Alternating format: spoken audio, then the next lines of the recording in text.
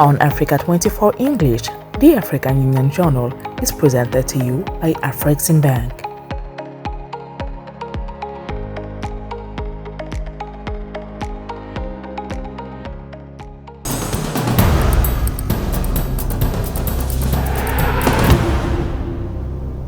Welcome to this new edition of the African Union Journal on Africa 24. In this edition, we focus on Africa's health sovereignty and its heavy dependence on imported vaccines and medicines. We will also look at maternal health challenges and the financing of healthcare systems across the continent. In regional news, SADC is strengthening its integration agenda, while security cooperation continues in East Africa and BIAG modernizes payment systems within CIMAC. We will also look at closer ties between the Alliance of Sahel States and Russia before turning to the appointment of Anita Kiki-Bebo as the new head of the United Nations mission in South Sudan.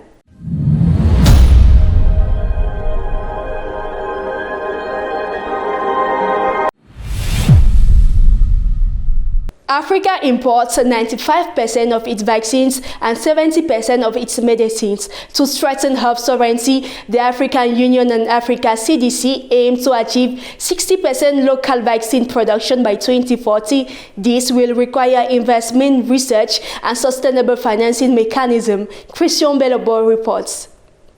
Africa faces a critical structural dependency, importing more than 95% of its vaccines and 70% of its medicines. This vulnerability, painfully exposed by the COVID-19 pandemic, has pushed the continent to make health sovereignty an absolute priority. Under the leadership of the African Union and Africa CDC, the goal is now clear to locally produce 60% of the continent's vaccine needs by 2040. This transition requires a complete overhaul of the ecosystem, from research to market access. The continent's leaders' current efforts, although real, must be scaled up to ensure full and interconnected self-reliance.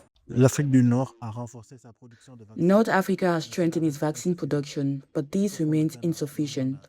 What Ghana, Rwanda, Egypt or South Africa are doing is not enough. We need to do more. This is the imperative we face. Health sovereignty requires end-to-end production capacity rather than simply partial solutions. Ultimately, if we want to start a process without seeing it through to completion, it is the patients who need to be treated who risk dying. It is therefore vital to understand the importance of an integrated end-to-end approach. Likewise, it is crucial to understand what this entails at every stage, from building infrastructure to development. Clinical trials and regulation. COVID-19 was a painful wake-up call. It showed us that when the world is in crisis, Africa cannot simply rely on the goodwill of others. Beyond the need of an integrated value chain, economic data confirms that urgency of moving away from international aid and towards supporting a rapidly growing market. Africa accounts for 17% of the world's population and 25% of global vaccine demand. Yet, we produce less than 1% of our own supply. The African vaccine market is currently worth $1.3 billion and is expected to reach $4.3 billion by 2030. At the same time, official development assistance for health declined by 4.7% between 2021 and 2025. These realities leave us with only one conclusion. Self-financing for health is no longer an option. It has become an absolute necessity. To sustain this ambition, the continent is aligning itself with the strictest international standards in order to secure investment and ensure consumer confidence. Ce que nous fabriquons en Afrique ne doit pas souffrir. Indeed, everything we manufacture in Africa must not be subject to standards that others would consider inferior. As a nation and as a continent, we are committed to following the strong directives of our leaders. Africa will produce, consume, and share with the rest of the world locally manufactured medicines and health products. These would be the quality products that would set manufacturing standards, both at continental and international level. De fabrication tant à l'échelle continentale. According to many experts, Africa's health emancipation cannot be achieved without unified political will and a rigorous regulatory framework. The shift from an import-dependent healthcare system to a fully integrated local manufacturing industry is the continent's true lever of resilience in the face of future crises. Africa accounts for 70% of maternal death worldwide. Every year, around 178,000 women and 1 million newborns die from largely preventable causes. Experts are calling for stronger public policies and better access to quality healthcare. Sarah Yemele reports. Despite the advances of modern medicines, giving birth remains a deadly ordeal for many women in Africa. Pregnancy and motherhood, which are supposed to be joyful times, can turn tragic due to lack of access to adequate care. In light of this, it is essential to examine the factors that contribute to such high levels of maternal mortality on the continent, as well as the actions that can be taken to address this issue. As the African Union champion for maternal, newborn, and child health, I stress that the reforms must ultimately be measured by human impact. Our success is when every mother in labor can benefit from skilled care on time, every distressed newborn can receive oxygen, warmth, and competent care, and every child in a remote village can access vaccines, nutrition, and primary health services. Excellencies, it is for this reason that my roadmap focuses on results-driven agenda built around the 3 zeros, namely zero home deliveries, zero preventable maternal and newborn deaths, and zero unvaccinated children. We need strong political will, good governance, and sustained partnerships to invest in and strengthen health systems in order to achieve these concrete goals. The United Nations assessment is unequivocal. According to estimates from the Interagency Group published in 2025, maternal mortality fell by 40% between 2000 and 2023 from 727 to 442 deaths per thousand live births. But this progress is insufficient. Africa currently accounts for 70% of global maternal deaths, with approximately 178,000 mothers and 1 million newborns each year succumbing to preventable cases. At the current rate, the region will have nearly 350 deaths per thousand live births in 2030, far from the SDG target. Mother or child should die in the process of giving birth or within the first 28 days of life for the child. A few causes that I would like to highlight being some of the crucial causes, because in as much as we applaud ourselves for the amazing work that we are doing, at the same time we do not ignore some of the causative factors for these deaths. One of them I wish to highlight being obstetric hemorrhage, which in simple terms is severe bleeding. This can be antepartum hemorrhage, postpartum hemorrhage, and this can be bleeding during pregnancy or after a mother has given birth. Hypertensive disorders, eclampsia, and others, infections and complications during delivery being some of the main causes of these maternal deaths in Namibia. The medical causes of these deaths are well known: hemorrhage, hypertension, infections, unsafe abortions, dystocia, prematurity, sepsis, and congenital anomalies. Why then is the continent failing to definitively eradicate these causes? Experts point to the absence of poor implementation of public policies. These deficits translate concretely into insufficient funding, governance problem, a severe staff shortage, and recurring crises that disrupt healthcare systems. Africa is not a spectator in global health. It is one of its emerging architects. I'm excited by the innovation coming out of the continent and the can-do spirit defining Africa's quest to end preventable maternal death. Let us build on this momentum until every pregnancy is untended, every childbirth is safe, and every woman's potential is fulfilled. Reducing maternal mortality in Africa requires strengthening health systems. This requires building and equipping health centers, especially in rural areas, and training more qualified staff to manage obstetric emergencies. Furthermore, improved access to prenatal care and safe deliveries in appropriate facilities are essential to prevent complications. Africa bears 22% of the global disease burden but accounts for just 1% of global health spending. With declining international aid and mounting debt, the continent needs more sustainable health financing mechanisms. Sarah J has the details.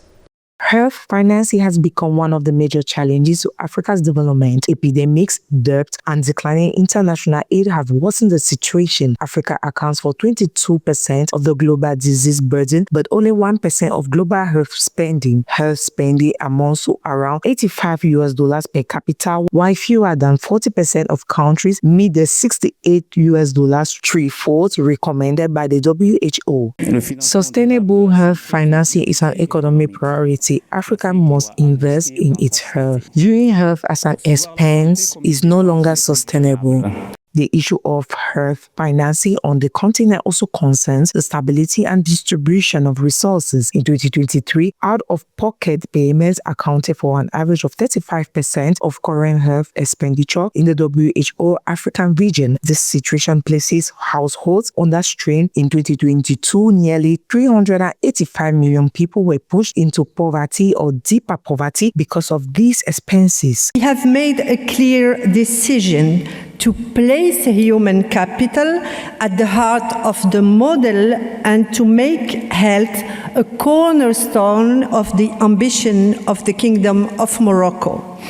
This conviction has translated into a strong and sustained financial effort. The African Union has long sought to strengthen health financing. In April 2001, African leaders adopted the Abuja Declaration, which set, among other goals, the target of allocating at least 15% of national budget to health. However, more than 20 years later, this commitment remains difficult to achieve. According to African CDC, only 3 countries, Rwanda, Botswana, and Cape Verde, had consistently reached or exceeded these thresholds in 2025. And we have heard some speaker mentioning that Africa is spending more than 140 billion on health, but only 41% of this amount is funded directly by governments.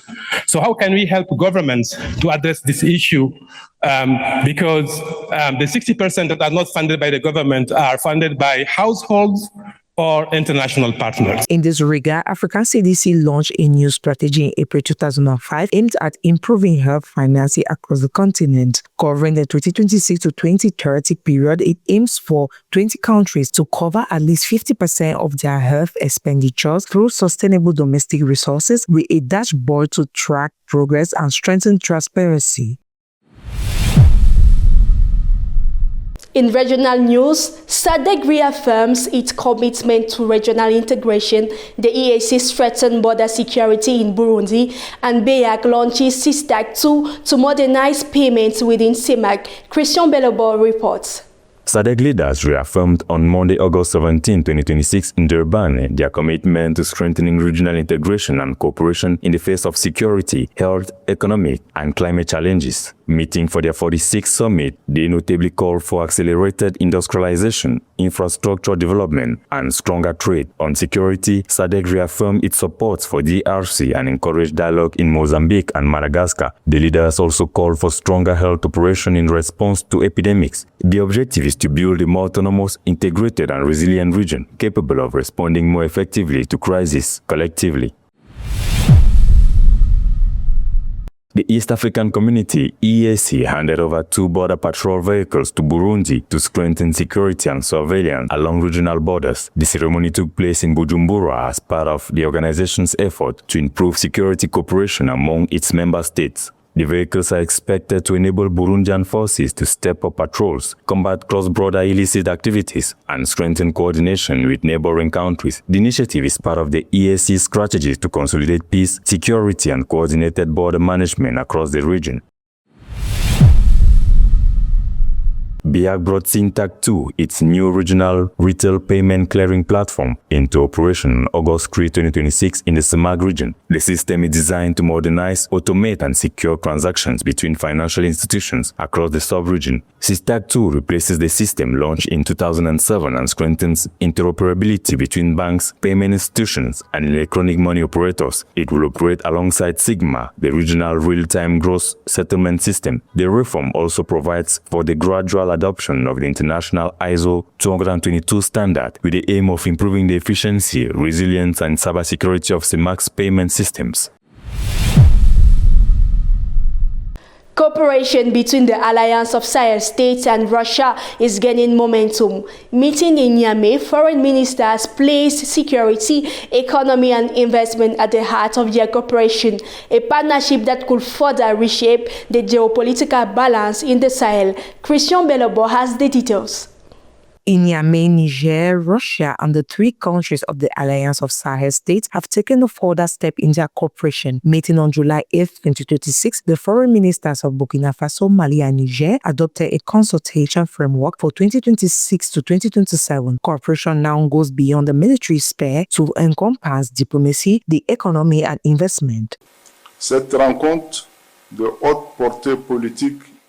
This high-level political and diplomatic meeting is a perfect expression of our shared determination to work together towards the emergence of a fairer and more equitable global north founded on the values of peace, security, and development, as well as respect for sovereignty and the fundamental principles of international law. This meeting gives us an opportunity to review the implementation of the decisions taken during the first consultations, but also to look ahead to future actions aimed at strengthening our strategic partnership. Mais également de nous projeter dans les futures actions à mener en vue du renforcement de notre partenariat stratégique. The stakes are high for the AES, which represents nearly 83 million inhabitants according to the demographic estimates available for 2025. The three countries also form a vast area of nearly 2.8 million square kilometers. Since their effective withdrawal from ECOWAS on January 29, 2025, Mali, Burkina Faso, and Niger have sought to consolidate their own cooperation mechanisms and diversify their international partners. La présente session de consultation entre This consultation session between the foreign ministers of the Confederation of Sahel States and the Russian Federation further strengthens the already special relations between the Confederation and Russia. We particularly appreciate the leadership of the Russian Federation and the objectivity of your analysis regarding the situation in Africa and more specifically the situation in the Sahel. et plus spécifiquement la situation au Sahel. On security and economy fronts, closer ties between the AES and Russia are continuing in a context marked by the persistence of jihadist groups in the Sahel. Russia continues to provide military support to the three countries, despite attacks that continue to put their efforts to the test. At the same time, cooperation is expanding into strategic resources, notably gold, uranium, lithium, and hydrocarbons. In Mali, Russia is already involved in projects in gold, lithium, and energy, including the construction of a gold refinery and discussions surrounding a nuclear power project. We are united by the understanding that there is a need to establish a fair multipolar world order and to work together against neo-colonial practices which remain very much alive. We expect cooperation between Russia and the AES to provide additional momentum for strengthening the sovereignty of our state and broadening our bilateral and multilateral relations.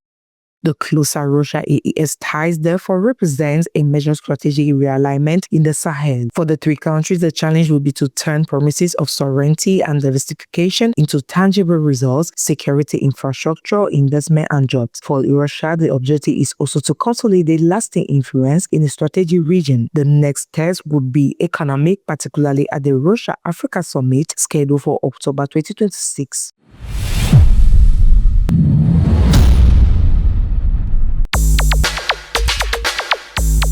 The Central Africa Think Tank Forum 2026, entitled From Evidence to Action Strengthening Policy Implementation in Central Africa, will be held on September 10 and 11 in Yaoundé, Cameroon. Organized by the Carrefour Policy Institute, Denise and Lenora Foretia Foundation, the event aims to bridge the gap between research and public policy by identifying the barriers to the adoption of evidence-based policies. Researchers, government officials, think tanks, civil society, international partners, and the private sector will exchange ideas during opening speeches, panels, and thematic workshops in order to formulate concrete recommendations for the region. The 20th African Food System Forum will take place from 31st August to 4th September 2026 at the Kigali Convention Center in Rwanda. The landmark gathering will bring together African leaders, policymakers, farmers, agribusinesses, investors, development partners, and food system stakeholders to advance solutions for Africa's food security and agricultural transformation. Discussions will focus on strengthening food systems, boosting agricultural productivity, expanding investment, and accelerating innovations capable of creating resilient and sustainable food economies across the continent.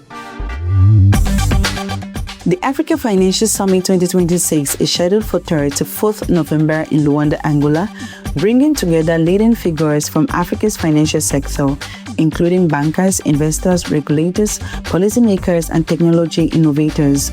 The summit will examine the forces reshaping Africa's financial industry, with discussions expected to address digital finance, investment, financial inclusion, banking transformation, and the continent's evolving financial ecosystem. The event aims to foster strategic partnership and identify opportunities to accelerate the growth and competitiveness of Africa's financial sector. Anita Kikibebo is taking the helm of the United Nations mission in South Sudan. With more than 25 years of experience in political, humanitarian, and development affairs, she is the new special representative of the UN Secretary General. Her profile with Sarah Ajay. With more than 25 years of service to peace and international action, Anita Kikigbeho is familiar with fragile settings and United Nations mechanisms, from headquarters to post-conflict environments. This Ghanaian diplomat has built expertise at the intersection of political, humanitarian, and development affairs, both in Africa and elsewhere in the world, with consistency and determination. I assume this role with a clear sense of purpose, to lead a mission that is responsive to a changing and challenging context, grounded in partnership, and focused on delivering effective support to the peace process, protection of civilians, and reinforcing stability in South Sudan. Her career has taken her to Angola, Cambodia, Iraq, Namibia, Somalia, Sudan, and South Sudan. In these complex environments, she has held positions involving coordination, strategic planning, and management. This field experience now informs her responsibilities at the helm of the United Nations mission in South Sudan, UNMISS, in a context still marked by persistent security and humanitarian challenges. Since the last mandate renewal, the operating environment has become more complex. Political tensions, escalating security incidents, and humanitarian pressures increasingly reinforce one another. Since 2024, Anita Kikigbeho has served as Deputy Special Representative of the Secretary General, Humanitarian Coordinator, and Resident Coordinator in South Sudan. Previously, she held similar responsibilities in Somalia and Darfur. Her career reflects steady progressions across political affairs, humanitarian action, and support for transition in countries long affected by crisis and conflicts. The challenges facing South Sudan cannot be resolved through military means. A sustained political pathway anchored in inclusive dialogue remains essential. At the helm of UNMISS, she succeeds South African Nicholas Haysom, whose dedication to the cause of peace has been praised by the United Nations, holder of a master's degree in international relations from the University of Ghana. Anita Kikigbeho will now draw on her experience to support stability, humanitarian coordination, and peace efforts in South Sudan in the service of its people.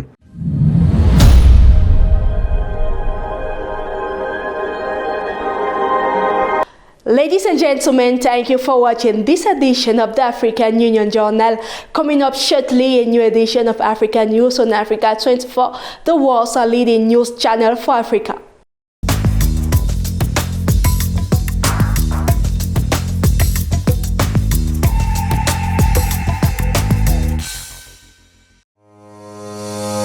On Africa 24 English, the African Union Journal is presented to you by Afrexim Bank.